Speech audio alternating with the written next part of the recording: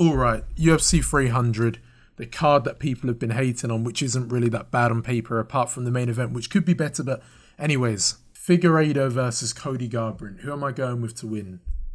Absolutely not him. No chin. Deiveson Figueiredo for me is going to go out there, and I'll say round 2 he's going to KO him. At first I thought round 1, but then I realised that Cody Garbrandt, I think he fights a more scared style now. You might call it a style of more patient and more high IQ, which I would agree with, but I believe after a while of Deiveson Figueiredo pressuring him, walking him down, he will figure him out like he did to Rob Font. Rob Font had nothing for him in that fight. He was able to get over the jab, which he was able to use on Cody Garbrandt. And I believe Deiveson Figueiredo, his body work is something people don't talk about also at bantamweight. I thought he'd move up to bantamweight and he would look average, just like your basic bantamweight, but he looks very good. You don't just throw around Rob Font like that. Not throw him around, but you don't just beat him up like he did. It doesn't happen. Like, he was doing well against Marlon Vera, but then getting sweet chin music every minute. So, yeah. Cody Garbrandt, for me, he's going to get over-aggressive. Like, he might catch Figueiredo with a good shot because we know Figueiredo can get caught in the chin. He hasn't got, like, amazing head movement with, like, an overhand right. And then once he gets clipped on the chin, Garbrandt's going to get all excited and try and jump onto it. Bang, he gets caught with a right cross and gets put down. And because Figueiredo carries serious power, I know he's older than Garbrandt, but Garbrandt's chin, you can't trust it. He's had neck injuries. I can't trust him. I just can't.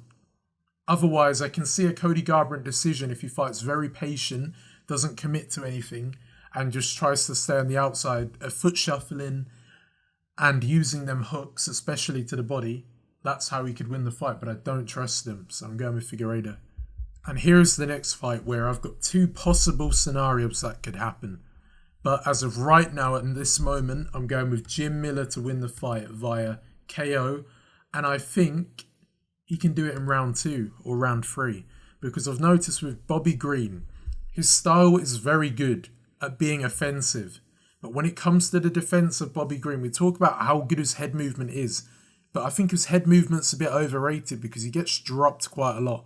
Tony Ferguson, who is washed at this point, dropped him.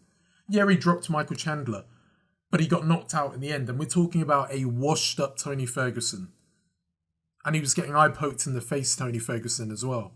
So if that's happening, plus he took a brutal KO against Jalin Turner where the referee was an idiot. He did not stop the fight. He took significant damage, which should have put him out for how many months is it now? So 4 months. He should be out way longer than that. That damage at his age, too much. And it's not like Bobby Green's young as well. Like, Miller's old, but Miller's improved as he's getting older. Bobby Green, on the other hand, he has just stayed the level, but not really done anything significant. Because you look at the fight with, Jared Gordon on the Pavlovich card. Started off quite well, does very well a minute into the fight. But then you'll see that Jared Gordon's starting to dip down and catch him with looping shots and end off with a punch. And when I say end off with a punch, Bobby Green usually eats the last punch of a combination. Jim Miller's one of them guys where you can hit him with a shot, but he's going to be in your face again constantly. And I think Bobby Green doesn't do well at this point with them type of people. Like Jared Gordon, he was struggling. I know he started off well, but Jared Gordon was growing into that fight before the headbutt. And then you look at the Jalin Turner fight there. Didn't start off extremely fast for Turner, but second round got the KO. And I believe the damage sustained and the power of Jim Miller at 40, which God knows how it happens. No 40-year-old should be developing power like that. You might want to call it grown man or old man strength, but even then, that's not normal. And because of that, I'm sorry, I can see Miller getting a KO. Or the alternative scenario, which made me want to pick Bobby Green at first, would be we have Bobby Green on the feet, hands down. It's hard to see where the punches are coming. And he just jabs his way to a win against Miller.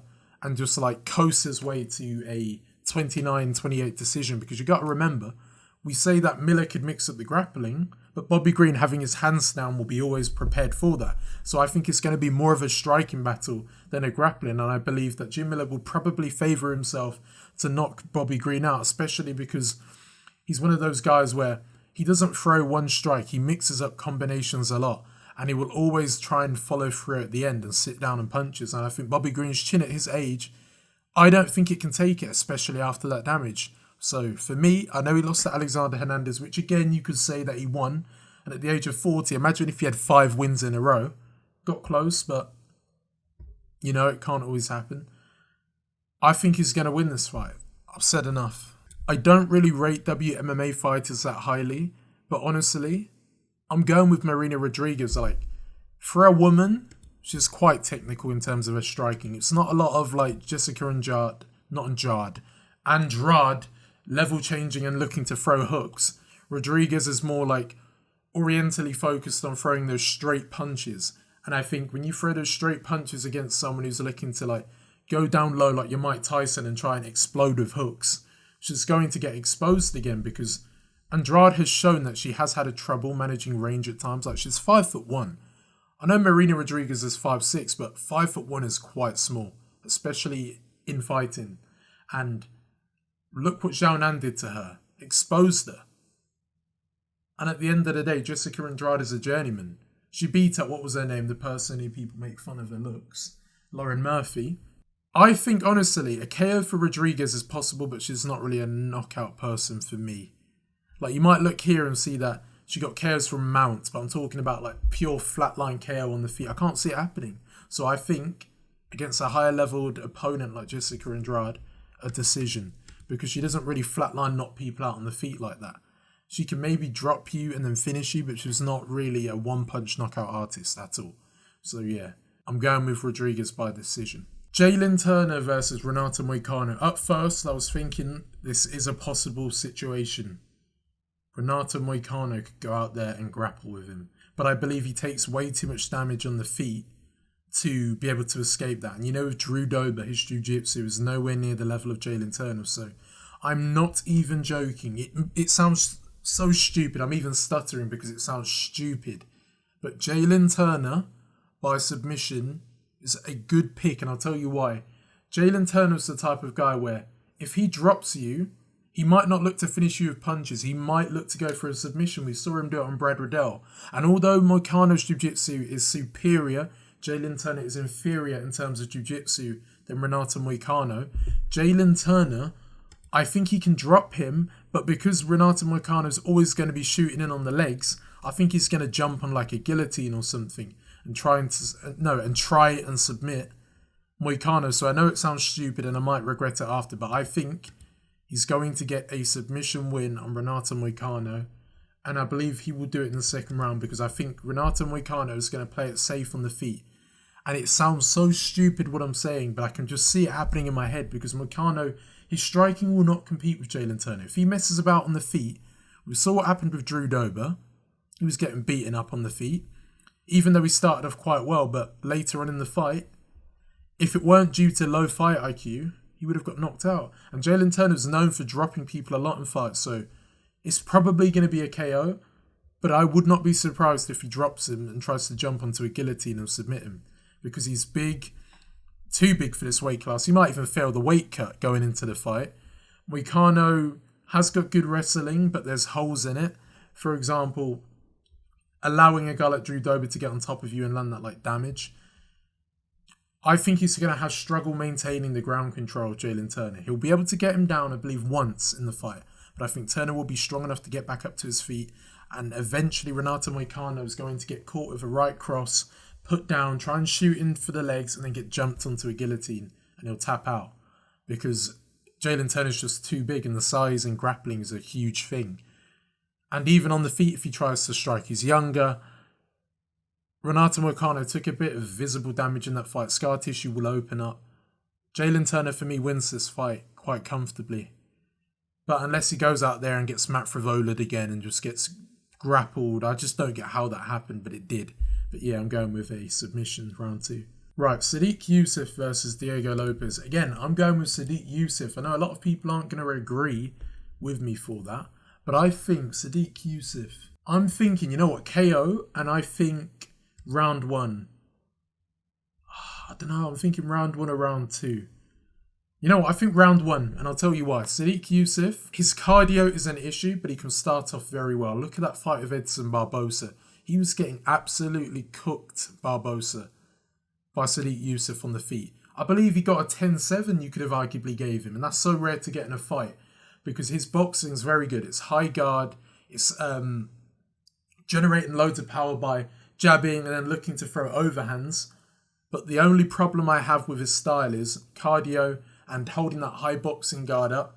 It could open up takedown attempts for Diego Lopes. But I've noticed with Lopes, he's a bit reckless.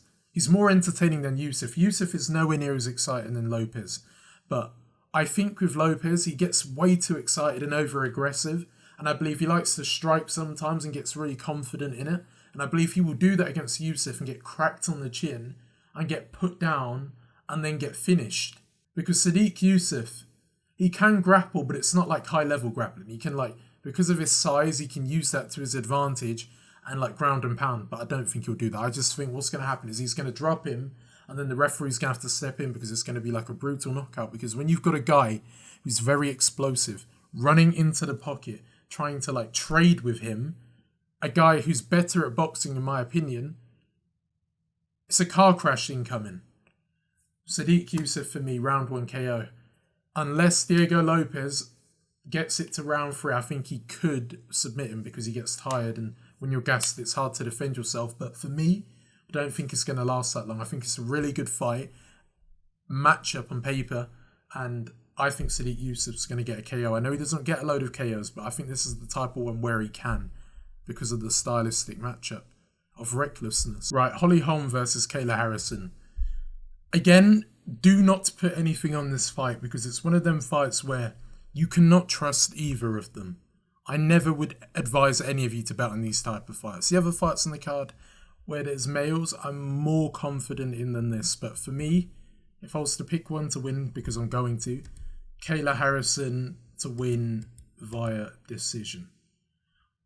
You know what? Holm for me, her IQ is horrific. You would have thought she had severe CTE. What woman or what person in their mind comes up against someone with great jiu-jitsu when they're a kickboxer and decides, I'm going to clinch them and get my head underneath their armpit and think you're going to win a fight doing that by clinching for 5 rounds against someone known for getting the weirdest submission attempts? Well, she did and ends up getting submitted. Yes, she was taking some type of steroid, but that's not my point. The point is Holm's IQ is actually scary in terms of it's worrying. So God knows what she'll do against Kayla Harrison. Probably end up getting submitted. But what I think Kayla Harrison will do, it's her UFC debut.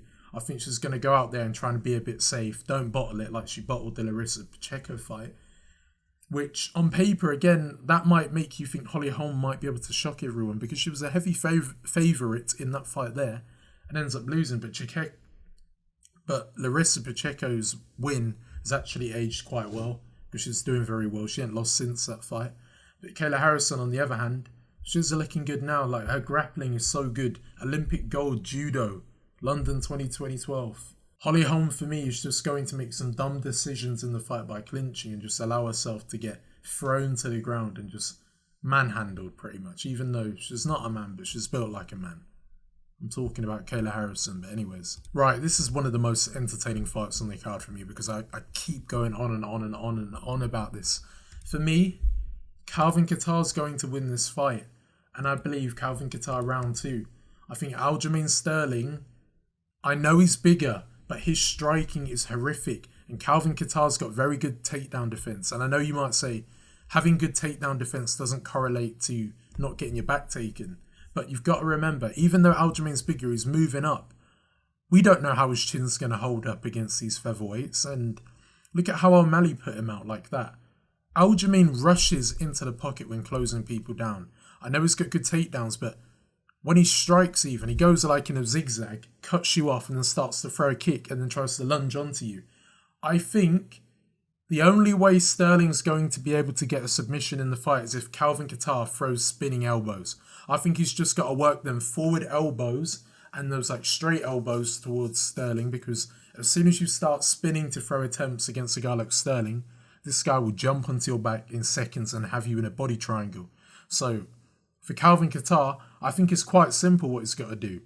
Stay on the outside. Let Aljamain Sterling rush into him and just pick up them elbows and lift them over the top and drive them onto his cranium. And if he can do that, I know he's coming off that leg injury.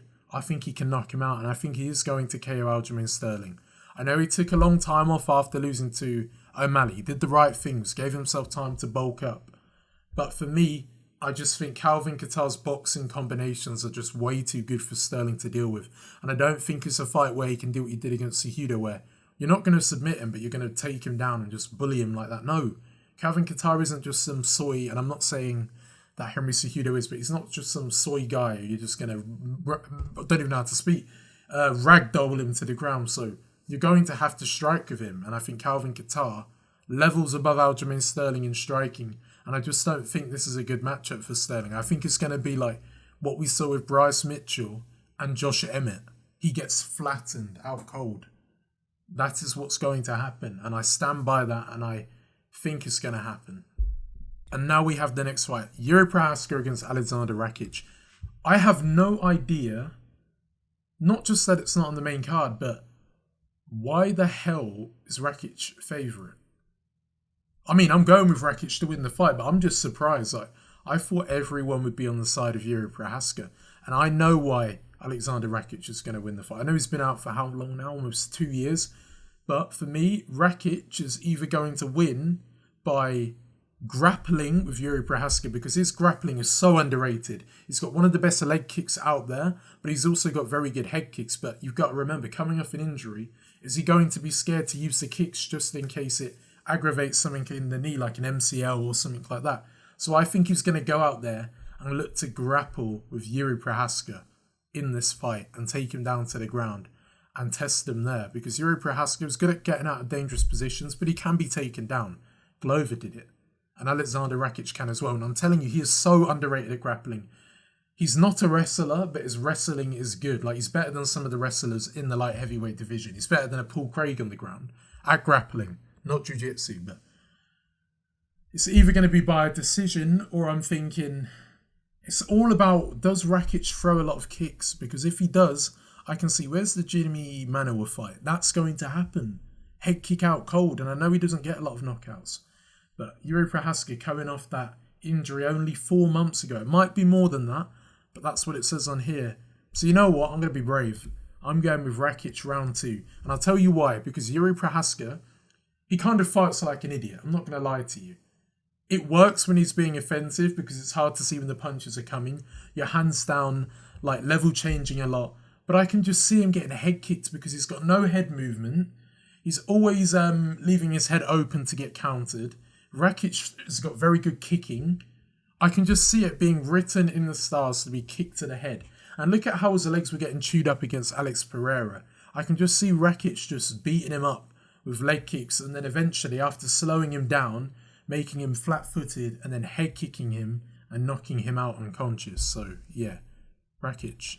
I don't even really need to tell you who's going to win this fight. Like, it's common sense that Bo Nickal, I think what's hard to pick is how is he going to do it. I think he's going to submit Brundage. Brundage, for me, is just one of the most low IQ fighters I've seen in the UFC. Like, what fighter just pulls guard when they're a wrestler? You're a wrestler, you're not a jiu-jitsu guy. You can do jiu-jitsu, but why the hell are you pulling guard? Like, it was so dumb. He was pulling guard against Cedric Dumas and just allowing him to be on top of him. It was like he was going out there trying to not take any damage and get paid. And I believe he's going to do it in this fight. So I think Bo Nickal's going to get a stat pad here. He's being gifted a win because Cody Brundage doesn't have fight IQ. He's going to pull guard, and he's just going to allow Bo Nickal to easily either mount him with a triangle or mount or like pass the half guard and get an arm triangle. It is written in the stars to happen. And don't think that Cody Brundage is going to get that lucky slam like he did on Zach Reese, who was doing well until that point where he just picks him up and slams him, because, again, I don't think Bo Nickal's going to be on his back. I think the only way he'll end up on his back is if he mounts a triangle choke onto him. But he'll have to do that from being on top of him. Zach Reese was on the bottom. So, Brundage for me, I don't think he's going to get knocked out. I think he's going to make a fool out of himself and get submitted in the first round, because you shouldn't be pulling guard against Bo Nickal. You need to strike with him. I know you're not that good, but you have to. But it would be idiotic of me to pick Brundage to win the fight. But I will put £1 on him. Just because we know that stupid things can happen, like an injury could happen, but I would not put any more than that on him to win, because I do not think he'll win. But just in the case the scenario does happen where some fluky injury, because we know how Cody Brundage is a bit lucky. Like, he's overachieved in terms of the last 2 fights. He got lucky with the elbow to the back of the head. Zach Reese, again, I think that was a lucky power slam to the head. It was just a fluke. What's going on with him? So, all day, Bo Nickal. Right, now we're getting to the better fights on the card. I can't make my mind up. I've been sitting here for hours, not by myself, but like sitting there, well, kind of, but I've just been thinking, Oliveira or Arman Tsarukyan. I can just see like Arman Tsarukyan, because he's quite similar to what Makhachev is. The same thing happening there. And you know what? I'm going to go for it. I've trusted Oliveira for a long time. And he is very good. Like, his win streak was something else. But Arman Tsarukyan, I think he's going to KO Oliveira. And I think he can do it in the... I'm trying to think. I will say second round. Oliveira is going to come out there all guns blazing, kicking the wrist like he likes to do. But I believe Arman Tsarukyan likes to kick the wrist as well. And he's got very good body kicks. So he can match the kicking game.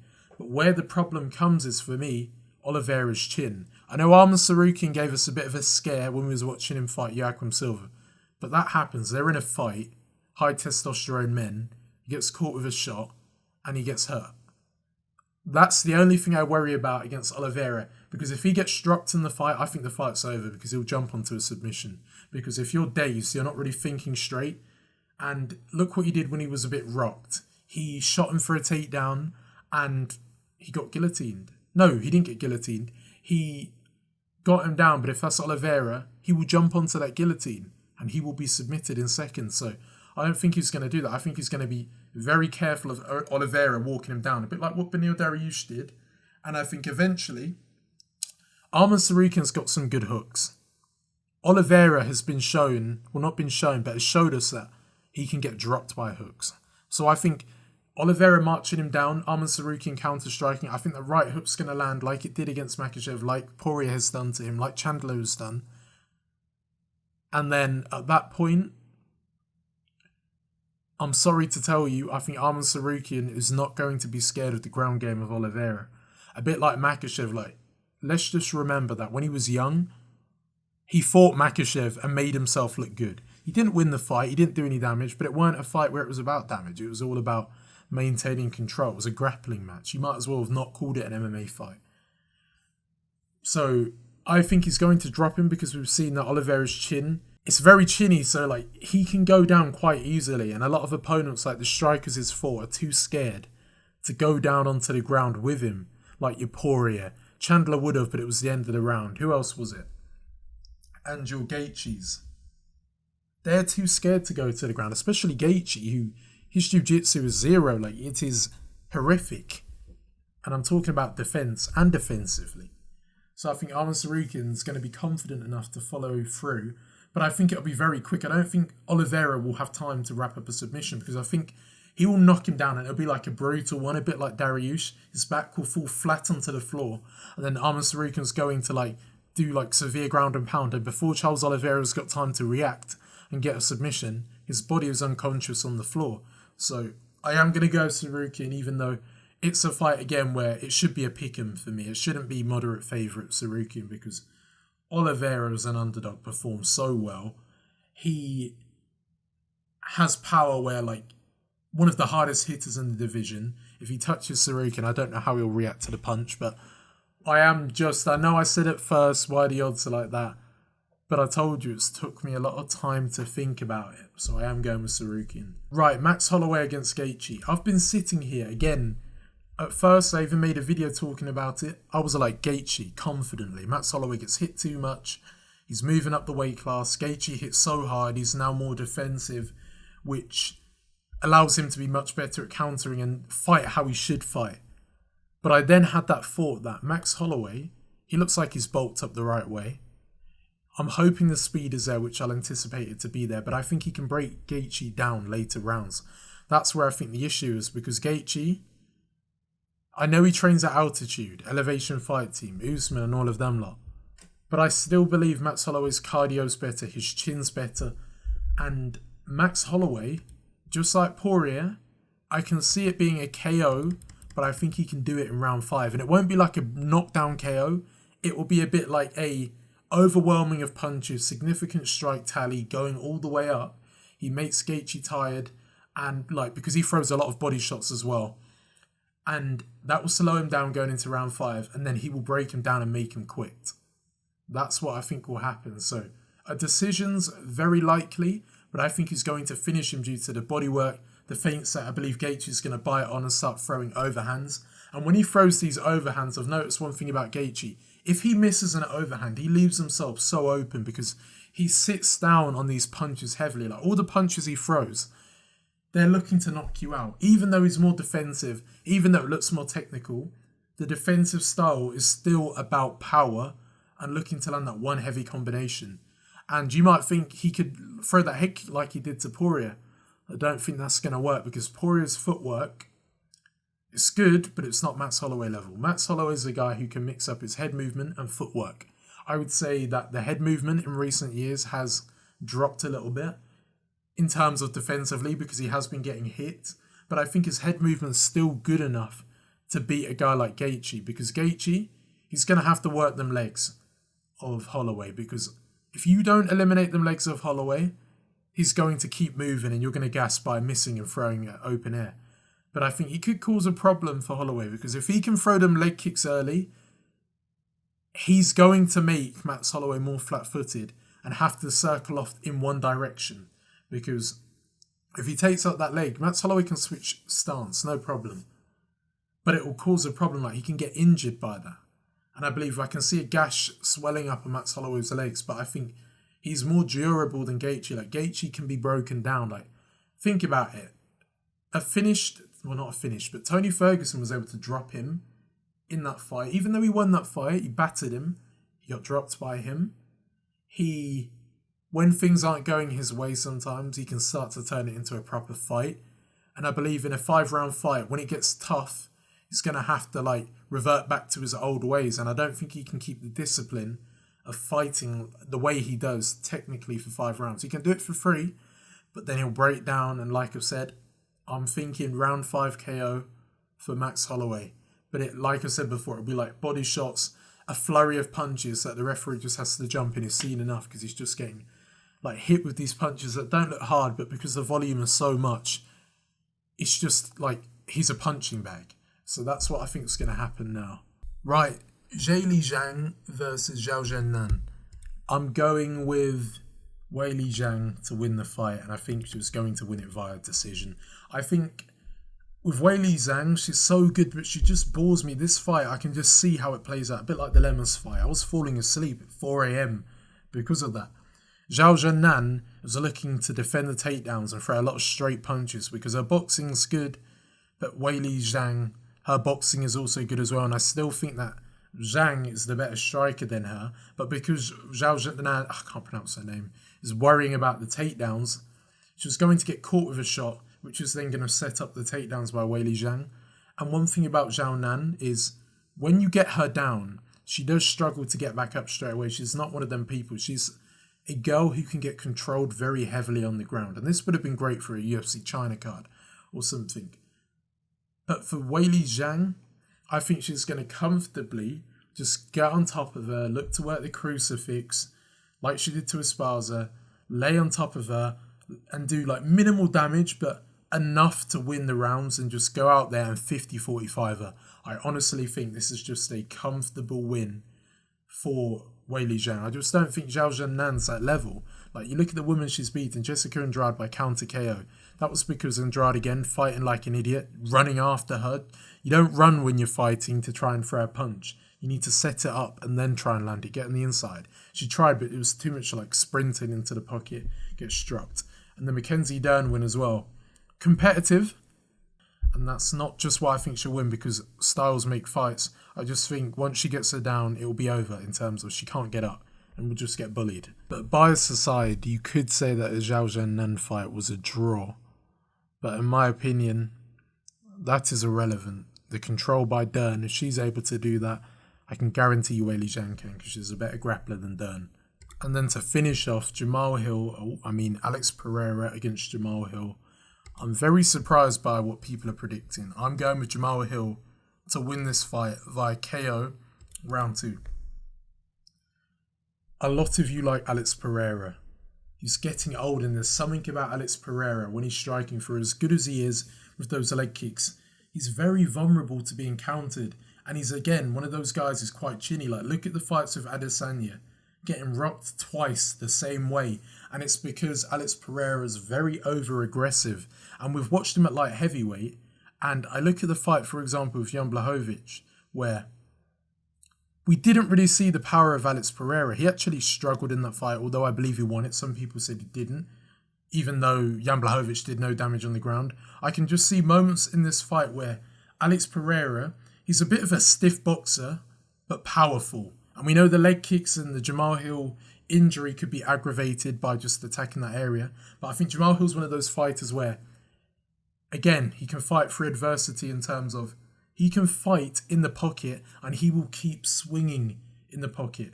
I know he put on a technical performance against Glover Teixeira, but I don't see it being that type of fight with Pereira because Glover's more technical than Pereira. Pereira's more in terms of like, he can mix up the grappling and stuff. I know he didn't get to use it, but Alex Pereira's obviously a better striker than Glover in terms of technicality, but I'm talking about as overall when you're talking about the grappling as well. Hold on. So back to Jamahal Hill. He doesn't look that good in terms of technicality, but he's just one of those raw light heavyweights who is big. You saw he wanted to be like a fanboy kind of and ask for an autograph off him. Not really a fanboy because he asked everyone else, but, you know, he has power, which is not underrated because we all know how good his power is. But I think people are writing off how powerful Jamahal Hill is. And the ability to roll with punches and throw in that sequence. For example, Alex Pereira's got that very good left hook. But I can see Jamahal Hill getting very close in range, making it more of like a dirty boxing type of fight. And when a fight becomes more of a dirty boxing in terms of, I think he's going to clinch and try and fight him in close range, because if he fights him at range, he's going to get finished. Because you cannot beat Alex Pereira at that type of game if you're Jamahal Hill. You need to be in there, make it dirty, even grapple a little bit. I wouldn't be surprised. We saw at the end of the fight with Glover, he started grappling. But we also saw that Jamahal Hill looked like he could hold his own, but Glover was a bit beaten up at that point. Right, and imagine, and I know this is probably not going to happen, but I'm just picturing another scenario. Alex Pereira submits Jamahal Hill. It won't happen, probably not, but listen.